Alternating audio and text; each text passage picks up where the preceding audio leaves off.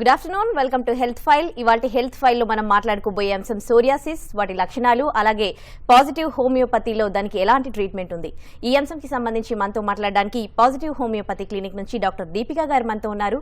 దీనికి సంబంధించి మీకు ఎలాంటి సందేహాలున్నా స్క్రీన్ పై డిస్ప్లే అవుతున్న నంబర్స్ కి కాల్ చేసి డాక్టర్ గారితో మాట్లాడగలరు. హలో డాక్టర్ గారు, వెల్కమ్ టు అవర్ స్టూడియో అండి. ఫస్ట్ మనము చాలా మందిలో చూస్తుంటాం స్కిన్ కి సంబంధించి చాలా అలర్జీస్, చాలా డిసీజెస్ ఉంటాయి. అయితే సోరియాసిస్ లక్షణాలు ఏ విధంగా ఉంటాయి, ఖచ్చితంగా ఇది సోరియాసిస్ అని ఎప్పుడు మనం ఐడెంటిఫై చేయగలుగుతాం?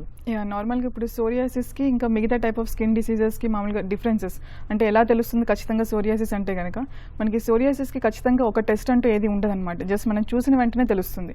సో ఇంకా ఖచ్చితంగా కొంతమందికి ఏంటంటే ఈ సోరియాసిస్కి కానీ మనకు ఒకవేళ స్కాల్ప్లో వస్తే, తలలో కనుక వస్తే కనుక ఈ సోరియాసిస్ లైక్ సెబోరిక్ డర్మటైటిస్, ఈ రెండు ఇంచుమించుగా ఒకటే ఉంటాయి.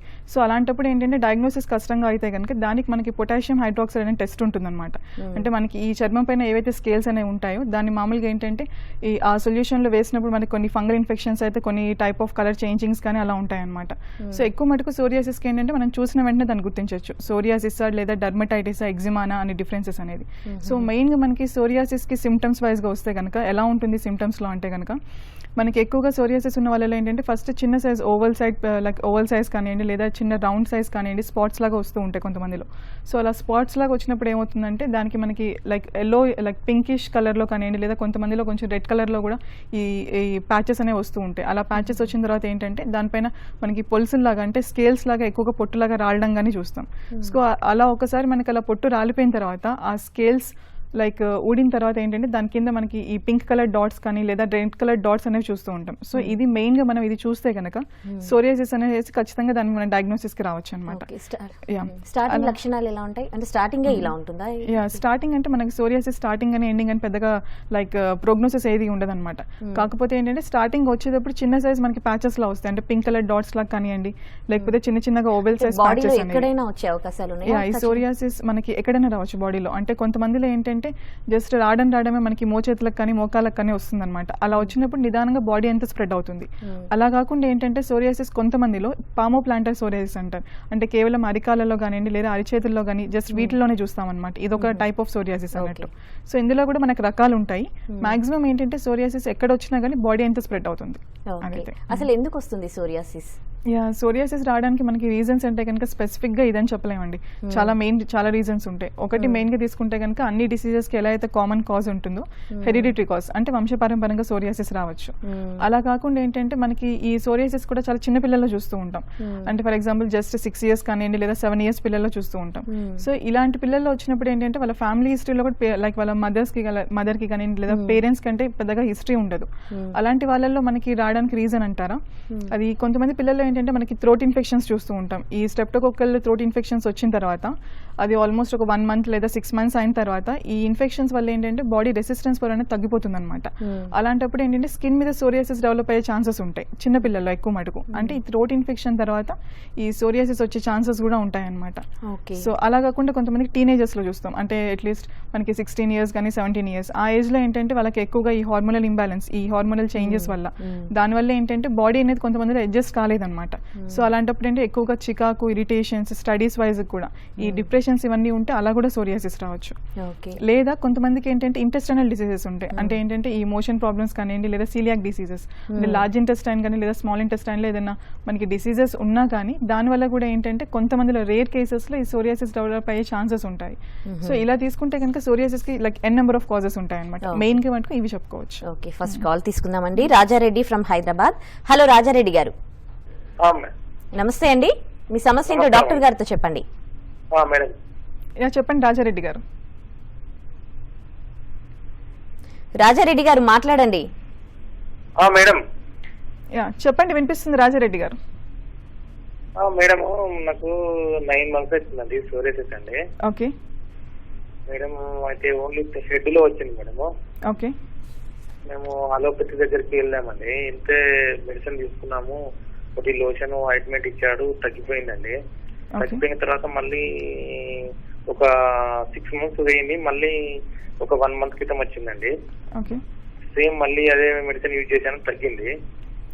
తగ్గిన తర్వాత ఇప్పుడు మళ్ళీ వచ్చిందండి, మళ్ళీ అదే మెడిసిన్ యూజ్ చేస్తున్నాను అలోపతి. ఫ్యామిలీలో ఎవరికైనా ఉందా అండి సోరియాసిస్? అసలు మా ఇంట్లో కాదు, అసలు ఎవరి దగ్గర కూడా లేదు మేడం Okay. సోరియాసిస్. ఏం చేస్తుంటారు మీరు? నేను మార్కెటింగ్ చేస్తుంటాం మేడం. ఓకే. సరే, ఇంకేమైనా హెల్త్ ప్రాబ్లమ్స్ ఉన్నాయా అండి? హెల్త్ ప్రాబ్లమ్స్ ఏం లేవు మేడం, ప్రజెంట్ అయితే ఏం హెల్త్ ప్రాబ్లం లేదు, ఓన్లీ సోరియాసిస్ ఒకటే. ఓకే. అయితే మేడం ఇప్పుడు ఇది తలలో పొట్టుగా వెళ్తుంది కదా మేడం సోరియాసిస్ అంటే. ఓకే, చెప్పండి. అది మొత్తం తలలో పొట్టు వెళ్ళి మొత్తం ఇక్కడ ఈ పైన హెడ్ మొత్తం పల్స పడిపోతుందండి. ఈ హెడ్ అనేది పల్స పడుతుంది మేడం. ఓకే, అంటే హెయిర్ ఫాల్ ఎక్కువగా ఉందా అండి? హెయిర్ బాగానే ఉంటుందండి నాకు, బాగా అసలు 2 days లోనే హెయిర్ వచ్చేస్తుంది తీసేసిన తర్వాత కూడా. ఓకే, సరే. నార్మల్గా అంటారా ఇంకేమైనా అంటారా మేడం? ఓకే, నార్మల్గా వచ్చేసి మీరు చెప్పిన సిమ్టమ్స్ ప్రకారంగా చూస్తే కనుక ఒకటి సోరియాసిస్ అంటే మీరే ముందు ఫస్ట్ ఆఫ్ ఆల్ డాక్టర్ దగ్గరికి వెళ్ళానని చెప్తున్నారు. సో ఆల్రెడీ డాక్టర్ అక్కడ డయాగ్నోస్ కూడా చేశారంటున్నారు సోరియాసిస్ అన్నట్టుగా. సో దానికి ఈ లైక్ క్రీమ్స్ కానీ లేదా షాంపూస్ అనేవి ఆల్రెడీ యూస్ చేస్తూ ఉంటే కనుక మీకు సబ్సిడ్ అవుతుంది, అంటే తగ్గుతుంది, మళ్ళీ కొన్ని రోజులు అయ్యాక ఆపేస్తే మళ్ళీ వస్తుంది అన్నట్టుగా చెప్తున్నారు. సో మీరేంటంటే ఇప్పుడు ఏవైతే మెడిసిన్స్ వాడుతున్నారో మీరు అవి ఎన్ని రోజులు వాడినా కానీ మీకు ఏంటంటే ఆ వాడిన రోజులు రిలీఫ్ అనేది కంపల్సరీ ఉంటుందండి, తగ్గడం అనేది జరుగుతుంది, మళ్ళీ ఎప్పుడైతే ఆపేస్తారో మళ్ళీ రావడం అనేది జరుగుతుంది. సో హోమియోపతిలో వచ్చేసి మీకు ట్రీట్మెంట్ అనేది ఒకసారి మీరు కోర్స్ అనేది మొత్తంగా తీసుకుంటే పర్మనెంట్ క్యూర్ అయితే కంపల్సరీ ఉంటుంది. కాకపోతే ఏంటంటే మీకు ఫస్ట్ ఆఫ్ ఆల్ ఇప్పుడు ఫర్ ఎగ్జాంపుల్ చాలా మందికి చూస్తూ ఉంటాం ఈ సోరియాసిస్ అంటే ఇప్పుడు ఫర్ ఎగ్జాంపుల్ ఒక 10 members ఉందనుకోండి, మనకి వేరే సిస్టమ్ ఆఫ్ మెడిసిన్లో ఏంటంటే 10 members సోరియాసిస్ ఉన్న వాళ్ళకి 10 సేమ్ రెమెడీస్ ఇవ్వడం జరుగుతుందన్నమాట. హోమియోపతిలో వచ్చేసి అలా ఉండదు. ఇప్పుడు సపోజ్ ఒక 10 మంది పేషెంట్స్ ఉంటే కనుక సోరియాసిస్ వాళ్ళు, సో ఈచ్ పేషెంట్కి మనకి డ్రగ్ అనేది డిఫర్ అవుతూ ఉంటుంది, అంటే వాళ్ళ ఒక సిమ్టమ్స్ని బట్టి. ఇప్పుడు కొంతమందికి ఏంటంటే కేవలం తల్లోనే ఉంటుంది సోరియాసిస్, కొంతమంది కేవలం అరిచేతిలోనే ఉంటుంది. సో ఆ ప్లేస్ని బట్టి ప్లస్ వాళ్ళ ఒక సిమ్టమ్స్ని బట్టి కూడా ట్రీట్మెంట్ అనేది ఇవ్వడం జరుగుతుంది. సో మీరు చెప్పిన ప్రాబ్లంకి అయితే కనుక హోమియోపతిలో పర్మనెంట్ క్యూర్ ఉంటుంది, కాకపోతే కోర్స్ అయితే కంప్లీట్గా వాడాల్సిన అవసరం ఉంది. ఓకే, మరో కాలర్ వెంకట్ నారాయణ ఫ్రమ్ కృష్ణా జిల్లా. హలో వెంకట్ నారాయణ గారు. నమస్తే మేడం. నమస్తే అండి, చెప్పండి మీ సమస్య ఏంటో. సోరియాసిస్ 15 సంవత్సరాల నుంచి ఉందండి. ఓకే. ఒంటి నిండా కొంచెం అక్కడక్కడ మొత్తం తెల్లగా దురద పడుతుంది, తెల్లగా పొట్లు ఎదుగుతుంది. ఓకే. అది 15 సంవత్సరాల నుంచి మెడిసిన్ వాడుతున్నా కానీ ఏం పెద్ద తగ్గినట్టుగా ఏం అనిపించలేదు, తగ్గుతుంది మళ్ళీ వస్తుంది. ఓకే, బాడీ అంతా ఉందా అండి? ఏమండి, ఒళ్ళంతా ఉందా మీకు సోరియాసిస్, ఓన్లీ తల్లోనే ఉందా? తల్ల ఉంది, ఒంటి మీద కూడా శరీరం మీద చాలా మస్తుగా ఉన్నాయి. ఓకే, సరే. ఇంకేమైనా ప్రాబ్లం ఉందా అండి? అదే దురద వస్తుంది, మేము మార్చి మందులు వాడుతున్నాం, చాలా మంది డాక్టర్ దగ్గర తిరిగి వచ్చాం. సరే, నార్మల్గా వచ్చేసి సోరియాసిస్ ఆల్మోస్ట్ 15 సంవత్సరాల నుంచి ఉందంటున్నారు. సో మామూలుగా ఏంటంటే ఆల్రెడీ మీరు మెడికేషన్ కూడా వాడానంటున్నారు. ఇప్పుడు సపోజ్ ఏంటంటే మీరు ఇప్పుడు ఏవైతే వాడారో మీరు కేవలం డాక్టర్ని చేంజ్ చేసినా కానీ మెడిసిన్ అయితే అదే ఉంటుందండి. ఇప్పుడు మీరు ఏవైతే మెడిసిన్స్ వాడుతున్నారో మీరు ఏ డాక్టర్ని చేంజ్ చేసినా కానీ మీకు సోరియాసిస్లో ఆ సిస్టమ్ ఆఫ్ మెడిసిన్లో ఏంటంటే కేవలం ఒక మెడిసినే ఉంటుంది. ఇప్పుడు సపోజ్ ఇప్పుడు జ్వరానికి ఏంటంటే మీరు సపోజ్ ఫీవర్ వచ్చిందనుకోండి, ఫీవర్కి మీరు ఏ డాక్టర్ దగ్గరికి వెళ్ళినా కానీ పారాసిటమాలే ఇస్తారు. సో ఈ సోరియాసిస్ కూడా అంతే అనమాట, మీరు డాక్టర్ని చేంజ్ చేసినంత మాత్రాన ఆ సోరియాసిస్ పర్మనెంట్గా తగ్గుతుందని అయితే కాదండి. హోమియోపతిలో వచ్చేసి మీకు ట్రీట్మెంట్ ఆఫ్ ప్లాన్ ఎలా ఉంటుందంటే ఈ సోరియాసిస్ ఏంటంటే కొంతమందికి ఇప్పుడు ఇందాక అనుకున్నాం ఏంటంటే ఈ పొలుసులు అనేవి ఏంటంటే ఎక్కువగా పెద్దగా రాలుతూ ఉంటాయి, కొంతమందికి ఏంటంటే లైక్ పస్ ఫార్మేషన్ కూడా వస్తూ ఉంటుంది. సో ఫస్ట్ ఆఫ్ ఆల్ ఏంటంటే ఈ సోరియాసిస్ మీద అసలు ఏ రకమైన టైప్ ప్లస్ ఇంకా మీ లైక్ మెంటల్ కండిషన్స్ కానివ్వండి లేదా మీకు మనస్తత్వం ఎలా ఉంటుంది, అంటే కొంతమంది ఏంటంటే చిన్న చిన్న విషయాలకు కూడా కొంచెం ఎక్కువగా పెద్దగా హర్ట్ అవుతూ ఉంటారు. సో అలాంటి వాళ్ళకి ఏంటంటే సోరియాసిస్ వచ్చే అవకాశాలు కొంచెం ఎక్కువగా ఉంటాయి. ఎందుకు అంటే ఇప్పుడు సపోజ్ ఏదైనా సిచ్యువేషన్ జరిగిందనుకోండి, కొంతమంది ఏంటంటే లైట్గా తీసుకుంటారు, అంటే పెద్దగా పట్టించుకోరు. కొంతమంది ఏంటంటే దాన్నే ఎక్కువగా ఆలోచించడం కానివ్వండి లేదా దాని గురించి ఎక్కువగా ఆలోచించి డిప్రెషన్లోకి వెళ్ళడం అలా చూస్తూ ఉంటాం. సో ఏంటంటే వాళ్ళ ఒక మనస్తత్వాన్ని బట్టి కూడా లైక్ మీకు మెడిసిన్స్ అనేవి డిఫర్ అవుతూ ఉంటాయి. సో ఫస్ట్ ఆఫ్ ఆల్ ఆ కంప్లీట్గా కేసు తీసుకున్న తర్వాత మెడిసిన్ అనేది ప్రిస్క్రైబ్ చేస్తాం కాబట్టి హోమియోపతిలో వచ్చేసి పర్మనెంట్ క్యూర్ ఉంటుంది. కాకపోతే ఏంటంటే మీకు ప్రిస్క్రైబ్ చేసిన కోర్స్ అనేది కంప్లీట్గా మీరు యూస్ చేస్తే కనుక అనుకునే రిజల్ట్స్ అయితే కంపల్సరీ ఉంటాయి. మరో caller Venkateswararao from Khammam. Hello Venkateswararao garu. Hello sir, చెప్పండి మీ సమస్య ఏంటో డాక్టర్ గారితో. డాక్టర్ గారు. చెప్పండి వెంకటేశ్వరరావు గారు.